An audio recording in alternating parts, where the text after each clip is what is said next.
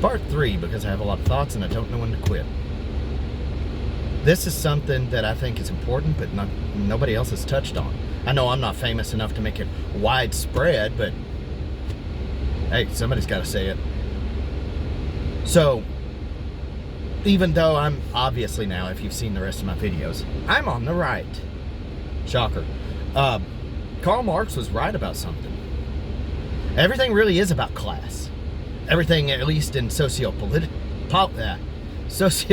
matters, is about class. But what was he wrong about? And my opinion, take this with a grain of salt, I think he was wrong about it on purpose. I think he had a reason for misrepresenting this. What he was wrong about was that it was ever about money. You see, the aristocracy of the Middle Ages and earlier, they were never rich. A lot of them didn't have money. Why did they need it? They could go to the blacksmith and say, I need my horse's shoes shod. And what was the blacksmith going to do? Charge him? You don't charge the noble. You just do it because he's the noble. You just shod his horse's shoes. Who's going to make him pay for it? Why does a noble need money? You see, the real issue with class is clout. And why is it my opinion that Karl Marx spun it the other way? Well, because he was one of these clout chasers. You see, he was one of these overeducated, snobby elitists himself, whose family came from money, but he didn't care about that.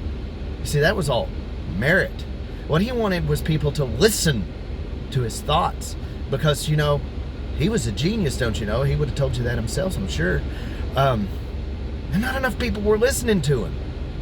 So he needed to create a situation where people would listen to the thoughtful instead of the successful.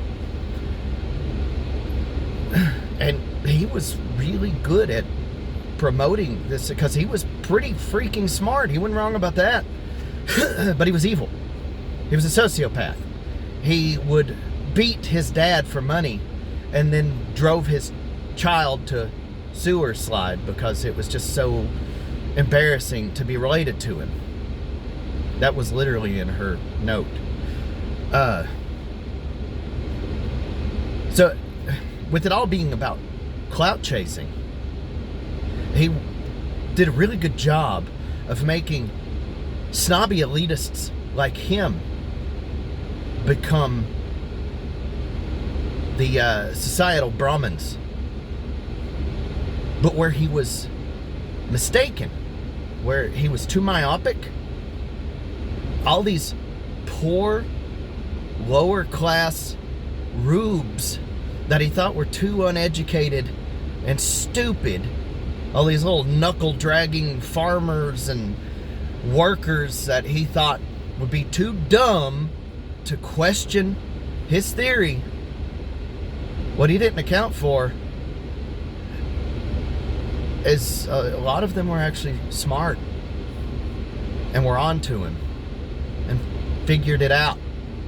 So his dictatorship of the proletariat never manifested the way he wanted it to, you know, through his natural aristocracy of braininess. Instead, Antonio Gramsci came along and decided we should try to force it. And that's where we're at now. Thanks, guys.